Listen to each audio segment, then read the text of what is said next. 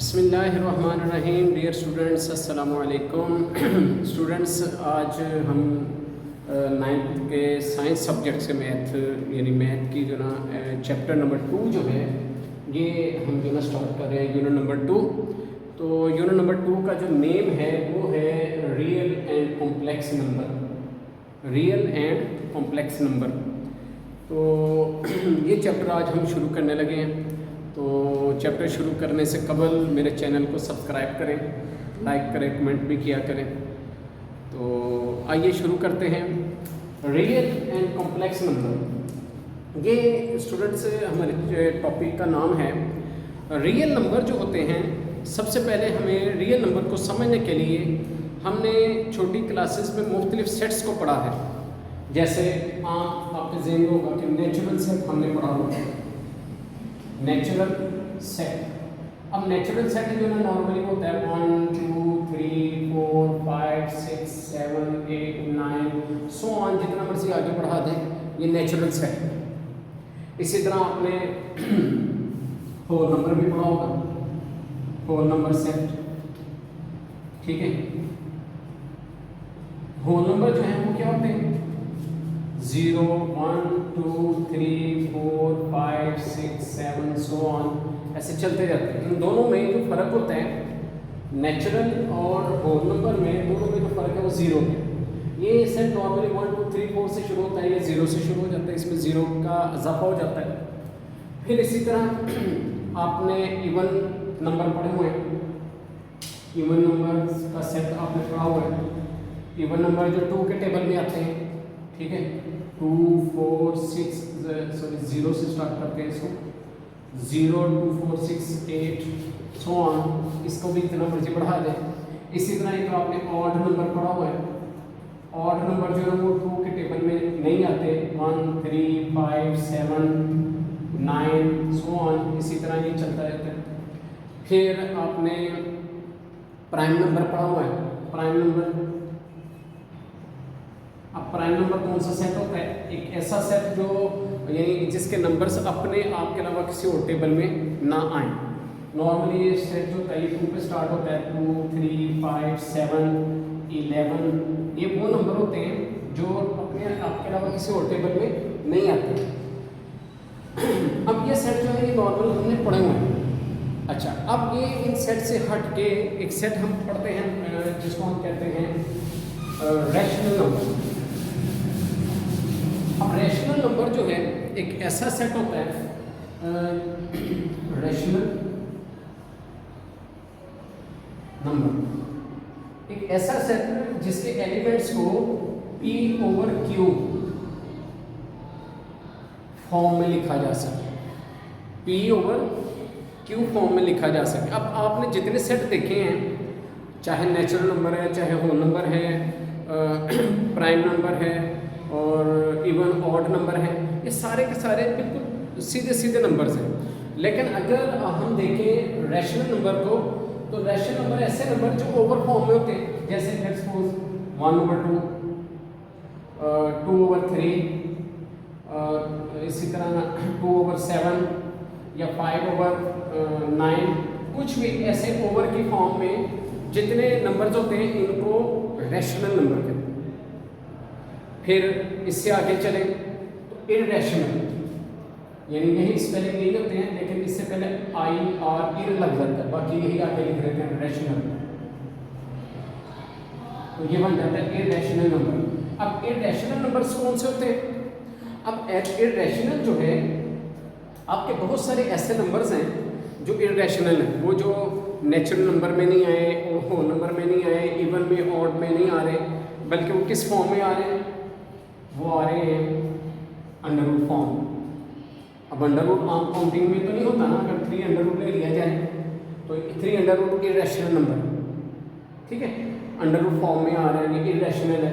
इसी तरह कुछ ऐसे भी मैथ में लेटर्स होते हैं जिनकी वैल्यूज़ जो है ना ये मैथ में इस्तेमाल होती हैं, लेकिन ये भी इररेशनल में आते हैं, जैसे पाई। अब ये जो पाई होता है, इसकी जो वैल्यू होती है ये भी इररेशनल में आती है। इसी तरह मैथ में कुछ और भी ऐसे एलिमेंट्स होते हैं, ऐसे नंबर्स होते हैं जो इररेशनल में आते हैं। ठीक है।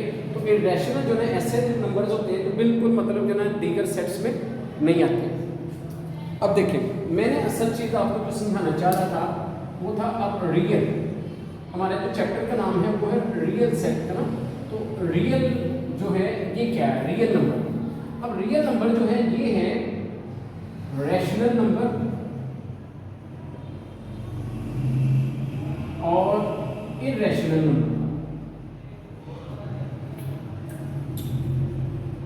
इन दोनों का मजमूआ यानी रैशनल नंबर और इरेशनल नंबर को सबको कंबाइन कर दें, आपका रियल बन जाए।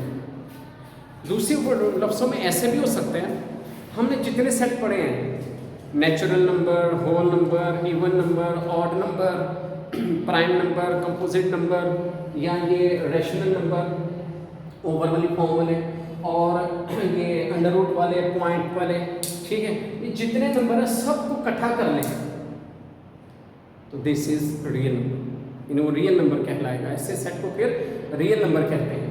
तो अब पता चला कि जितने भी हमने सेट पढ़े हैं ना इन सबको कंबाइन कर दिया जाए तो ये आपका बन जाता है रियल नंबर। तो रियल नंबर जो है स्टूडेंट्स ऐसे जो ना इसको मैंने एक्सप्लेन किया। तो अब हम अपनी एक्सरसाइज की तरफ चलते हैं। एक्सरसाइज जो है हमारी ये है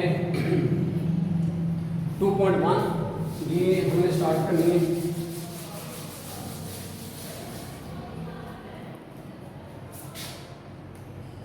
एक्सरसाइज 2.1। अब इसका जो फर्स्ट क्वेश्चन है इसमें लिखा है identify which of the following और रैशनल और इरेशनल नंबर। क्वेश्चन नंबर 1 में है identify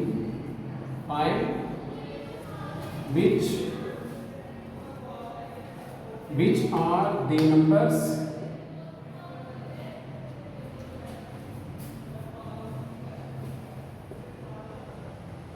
which are the numbers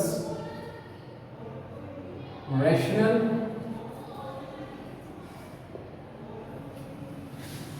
and irrational।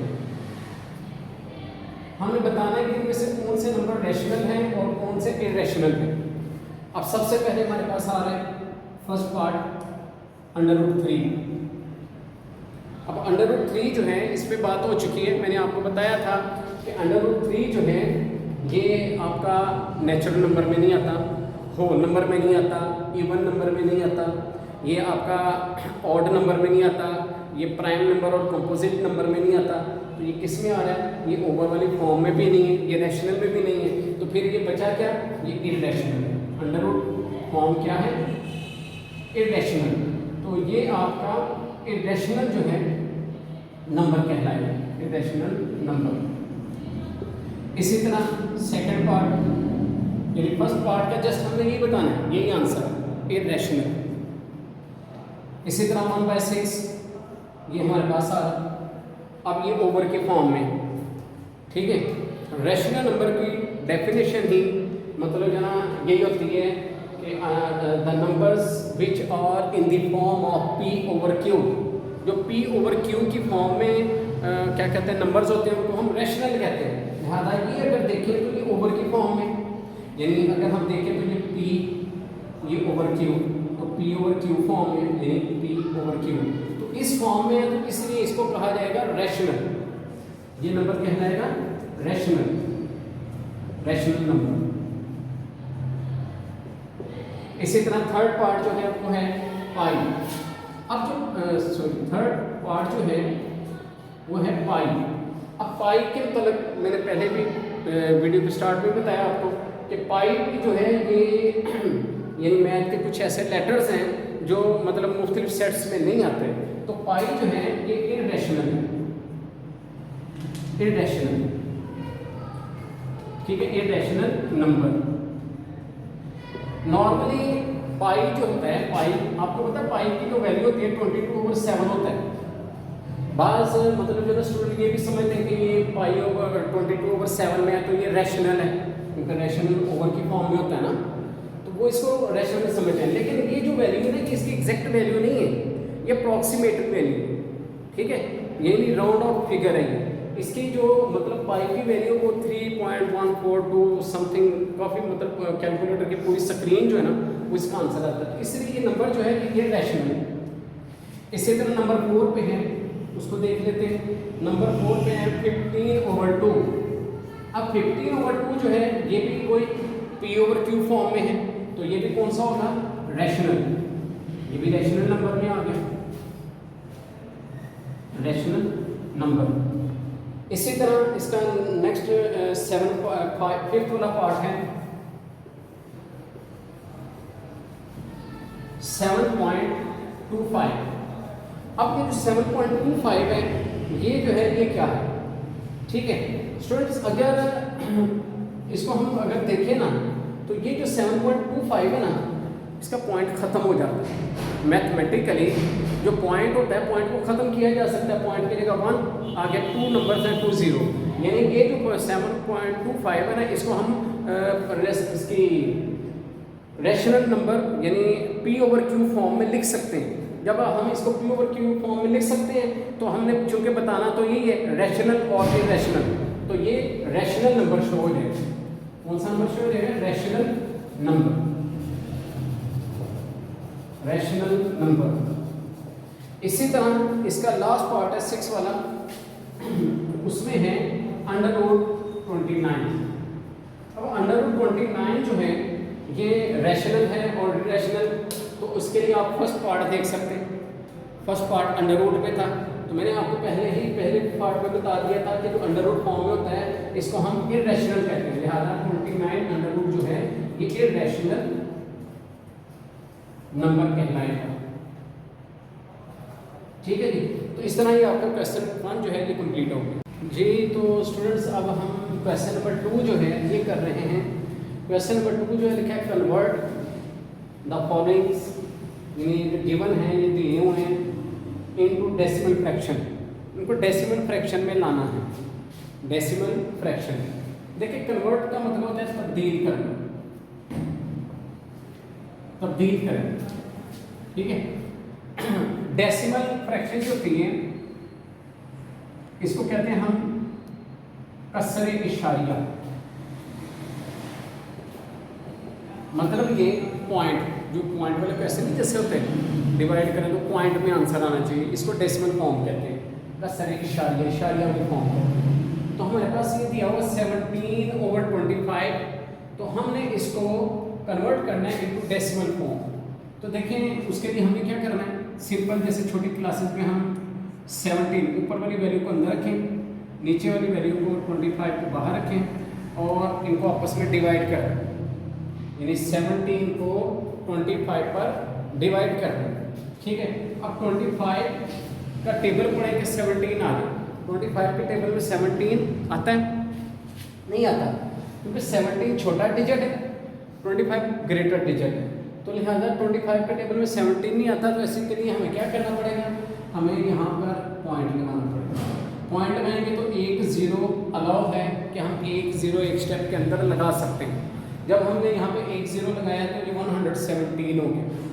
अब 25 1 are 25, 2 are 50, 3 are 75, 4 are 100, 5 are 125, 6 are 150 और 7 are 175, वो इससे ग्रेटर हो जाता है। हम क्या करेंगे 6 यानी 25 6 150, इसको माइनस कर लें, 0 7 में से 5 2 1 में से 1 0। अब ये 20 आ, अब 25 के टेबल में 20 नहीं आता, लेकिन चूंकि हमने पॉइंट लगाया हुआ है, पॉइंट लगे होने की सूरत में एक स्टेप के अंदर 1 0 अलाउ होता है। हम यहाँ पर 1 0 लगा सकते हैं, कोई हमें यहाँ पे एक्स्ट्रा कोई 0 लगाने की जरूरत नहीं।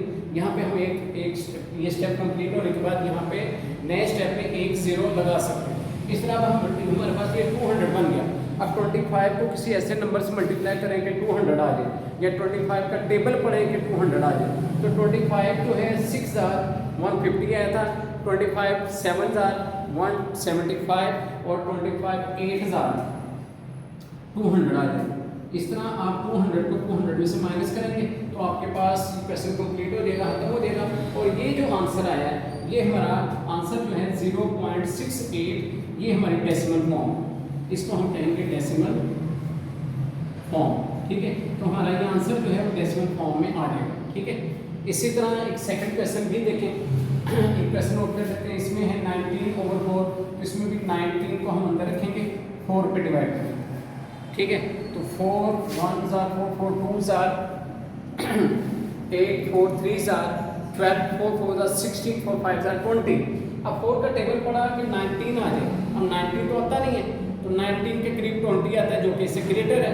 हमने ग्रेटर तो लेना नहीं होता, इससे स्मॉल डिजिट जो है 4 4s are, लिखेंगे 4 4s are 16, और 9 में से 6 निकालेंगे 3, 1 में से 1 कुछ भी नहीं।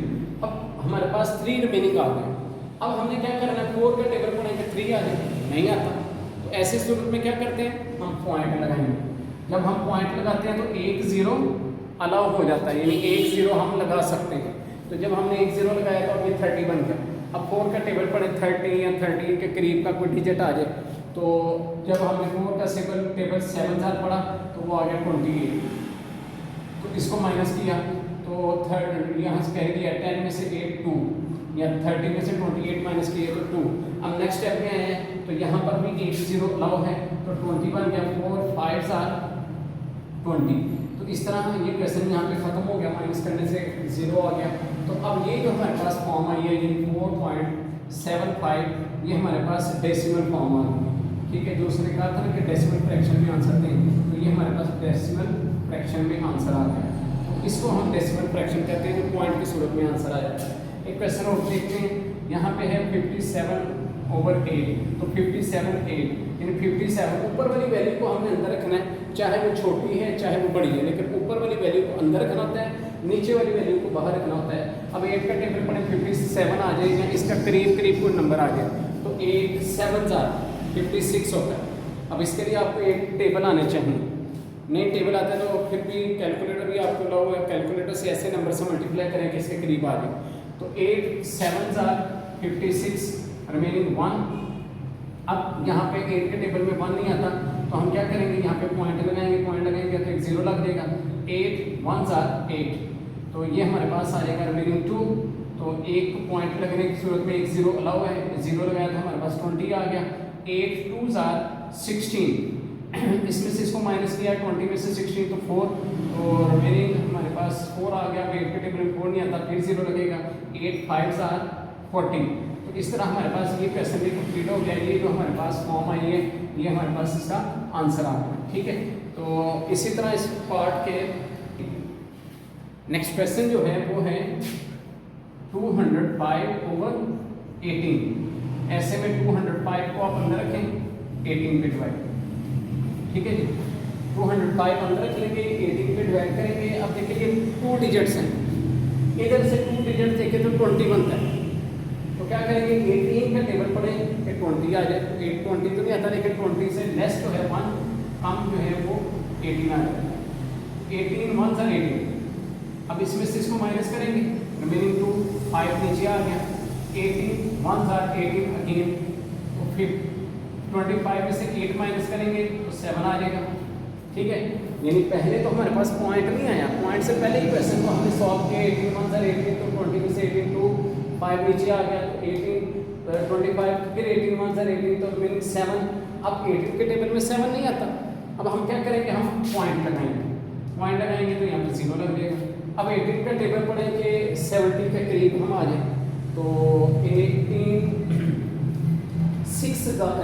4 जार जो होता है 72 होता है। अब 72 जो ग्रेटर है 18 4s are 18 1s are 18 18 2s are 36, ठीक है। 18 3s are 54 और 18 4s are 72, तो 72 इससे ग्रेटर है, हम 3s are कर लेंगे। 18 3s are 54, इसमें से इसको माइनस कर दें। अब यहाँ से कैरी लेंगे, 10 में से 4 निकालेंगे तो 6, और यहाँ पे 6 में से 5 निकालेंगे 1, 16 आ गया। अब पॉइंट लगा हुआ है, 1 0 अलाउ तो है, तो हम कोई 1 0 गेन लगा लेंगे, तो 160 हमारे पास आ गया। अब 18 का टेबल पढ़ेंगे, 160 आ जाएगा, इसका तो करीबी नंबर आ जाए। तो 18 का टेबल जो है वो अब हम क्या करते हैं, अगर टेबल आ जाए तो ठीक, अगर टेबल नहीं आता तो फिर ऐसी सूरत में एक मल्टीप्लाई का प्रोसेस भी होता है कि आप 18 को अगर आप 7 से लेट्स सपोज मल्टीप्लाई करें, 7 8 द 56 5 करी तो 7 1 द 7 126 होता है, इससे लेस है। 18 को आप 8 से मल्टीप्लाई कर लें, 8 8 द 64 6 कैरी, 8 1 ज़ा 8 और 6 144, इसके करीब चले गए हैं। लेकिन मज़ीद हम क्या करते हैं, 18 को 9 से करके देख लेते हैं, 9 8 ज़ा 72 7 कैरी, 9 1 ज़ा 7 और 162, ये तो इससे ग्रेटर चला गया, लिहाजा ये इसको हम ले लेंगे 144, या 8 ज़ा यहाँ पे 8 लिख लेंगे, यहाँ पे 144 और माइनस कर लेंगे, यहाँ से कैरी लिया 10 में से 4 6 और यहाँ पे 5 में से 4 1, ठीक है।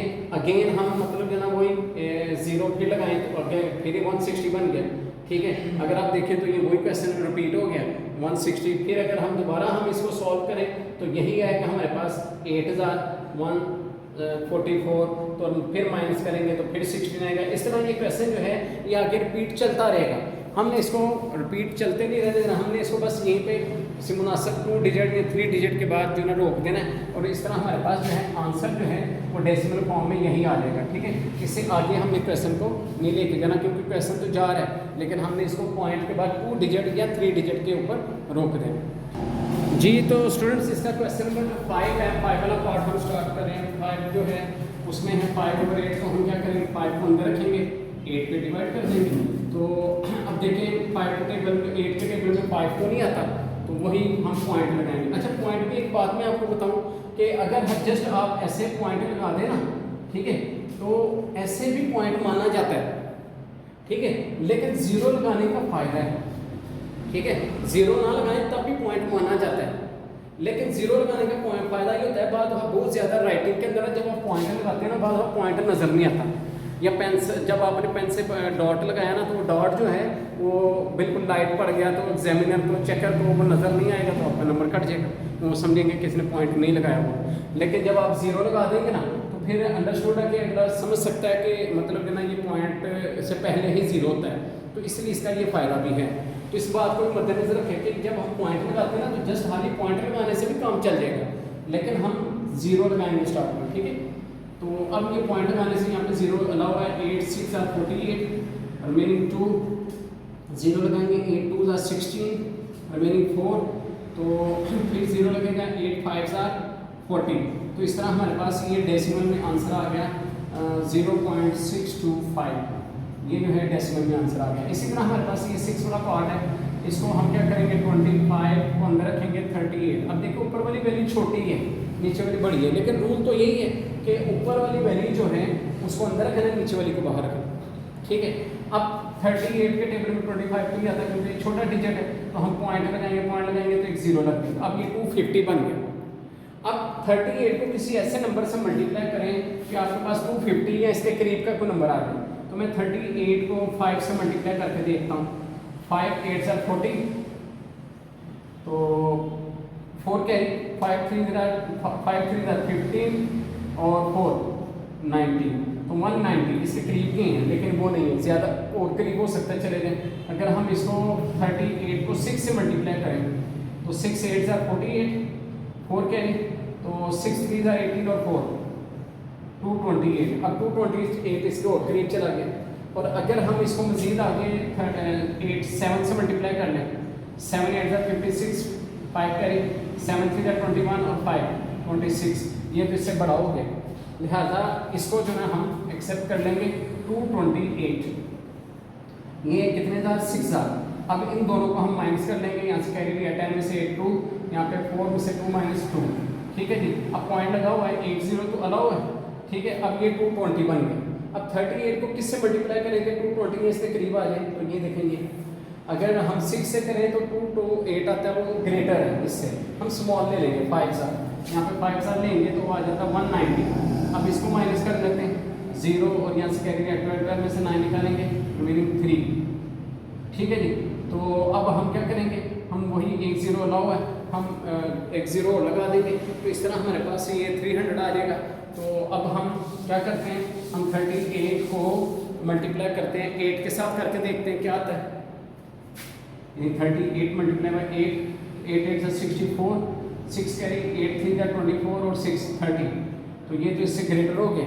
तो इसका मतलब कि हमें 7 जार करना है। 7 जार आया था हमारे पास 38, 7 जार 7 8 का 56, 7 3 जा 21 और 266। तो स्टूडेंट इस तरह हम इसको क्वेश्चन को बढ़ाते चले जाएंगे, वो बढ़ता चला जाएगा। हम क्या करेंगे, पॉइंट के बाद हमारे पास 3 डिजिट हासिल हो गए हैं, हम पॉइंट के बाद 3 डिजिट के ऊपर क्वेश्चन को रोक देंगे। इस तरह ये हमारा जो आंसर है ये डेसिमल फ्रैक्शन के अंदर आ गया। क्वेश्चन नंबर 3 जो है ये हम अब शुरू कर रहे हैं। क्वेश्चन नंबर 3 जो है इसमें लिखा है which of the statement are true and false. इनमें से कौन सी स्टेटमेंट जो है कि 5 हमारे पास पार्ट्स दिए हुए 5 स्टेटमेंट्स हैं, इनमें से हमने बतानी है कौन सी ट्रू है कौन सी फॉल्स। ठीक है, सबसे पहले 2/3 इज एन इरेशनल। ठीक है, अब देखिए स्टूडेंट्स, अगर इसको 2/3 को हम डिवाइड करें, यानी 2 को 3 पे डिवाइड करें, कैलकुलेटर आपके पास होंगे, आप कैलकुलेटर से 2 को 3 पे डिवाइड करते हैं तो आपके पास पूरी स्क्रीन जो ना आंसर से भर जाएगी। यानी 2 डिवाइडेड बाय 3 करेंगे तो 0.666666 इस तरह आंसर आ जाएगा। ठीक है, तो जो इस तरह की कंडीशन होती है ना जिस क्वेश्चन की, ऐसे नंबर को याद रखें जो मतलब कि जो मतलब जो है ना पूरी स्क्रीन कैलकुलेटर की जो भर जाए। ठीक है, कैंसिल हो जी स्टूडेंट्स। ऑफ क्वेश्चन नंबर 3 है which of the following statement true and false. हमने ट्रू फॉल्स बताने हैं। पहले नंबर पे लिखा है 2/3 इज एन इरेशनल। तो हमने इसकी डेफिनेशन में देखा था कि ऐसे नंबर जो P/Q फॉर्म में हो, यानी ओवर की शक्ल में हो, तो ऐसे जो फॉर्म होती है इसको रेशनल कहते हैं। इन्होंने लिखा है 2/3 इज एन इरेशनल, तो ये फॉल्स है, ऐसा नहीं है। ठीक है, ये ट्रू नहीं है बल्कि ये फॉल्स है, ये रेशनल नंबर है 2/3, इन्होंने फॉल्स लिखा। ठीक है, उसके बाद pi is an irrational number, ये पहले भी हमने इसको देखा था। जी हाँ, पाई जो है इरेशनल होता है, ये हमारा ट्रू है। फिर इसी तरह ये आ गया 1/9 इज टर्मिनेटिंग फ्रैक्शन। देखिए स्टूडेंट, अभी आपने टर्मिनेटिंग और नॉन टर्मिनेटिंग पे बात तो नहीं की हमने, लेकिन मैं आपको वेरी शॉर्ट में बता देता हूँ कि अगर आप 1 को 9 पे डिवाइड करते हैं, ठीक है, 1 को डिवाइड करें 9 पे, सिंपल डिवाइड जो होता है, सिंपल जब हम डिवाइड करते हैं तो अगर हमारी स्क्रीन फुल भर के आंसर आ जाए नॉन स्टॉप। अब जैसे ये 1 है, 1 को जब आप 9 पे डिवाइड करेंगे ना तो ये पता है क्या आंसर आएगा, 0.111111, यानी पूरी स्क्रीन के ऊपर 0.1111 आंसर आ जाएगा। ठीक है, यानी ये तो नॉन स्टॉप चलता जा रहा है। जो इस तरह नॉन स्टॉप चलता जाता है ना, कैलकुलेटर की पूरी स्क्रीन भर देता है, इसको नॉन टर्मिनेटिंग कहते हैं। क्या कहते हैं? Non terminating. लेकिन यहाँ पे इन्होंने लिखा है कि 1/9 इज टर्मिनेटिंग, सो ये क्या है, ये फॉल्स है, ये फॉल्स है, ये टर्मिनेटिंग नहीं है, ये नॉन टर्मिनेटिंग है। ठीक है, उसके बाद आ गया 3 और 4 इज टर्मिनेटिंग। यस, जी हाँ, जब आप 3 को 4 पे डिवाइड करेंगे तो इसका आंसर जो है वो आ जाएगा आपके पास 0.75, यानी 5 पे क्वेश्चन खत्म हो जाएगा। ठीक है, तो ये जो है ये ट्रू है, ये जो है इसके लिए आप लिख देंगे ट्रू। ठीक है, और last one is 4 5 is recurring fraction. अब रिक्यूरिंग फ्रैक्शन जो है ये स्टूडेंट इस पर भी बात नहीं हुई, रिक्यूरिंग फ्रैक्शन क्या होती है। तो ऐसी फ्रैक्शन यानी नॉन टर्मिनेटिंग फॉर्म जो होती है, यानी कैलकुलेटर की पूरी स्क्रीन जैसे भर जाती है, तो पूरी स्क्रीन भर जाए, लेकिन वो तो नॉन टर्मिनेटिंग होती है। रिक्यूरिंग वो होती है जो पॉइंट के बाद नंबर जो है सेम सीक्वेंस से हैं। जैसे इसका अगर पूछा जाता है 1/9 को अगर आप 1 को 9 पे डिवाइड करें तो 0.11111 आना था, ये रिक्यूरिंग है। लेकिन जैसे डिफरेंट नंबर आते हैं 0.5 3 2 1 7 5 8 7 9 कुछ इस तरह जो आते हैं डिफरेंट, ये नॉन रिक्यूरिंग होती है। तो यहाँ पर 4 और 5 जो है, जब आप इसको 4 को 5 पे डिवाइड करेंगे ये तो बिल्कुल वो टर्मिनेटिंग आंसर आ जाएगा, लिहाजा ये जो है रिक्यूरिंग नहीं है, ये तो मतलब वो बार बार रिपीट होगा भी नहीं। तो ये क्या है, ये फॉल्स है, फॉल्स। इस तरह जो है ये क्वेश्चन आपका ट्रू फॉल्स मुकम्मल होगा।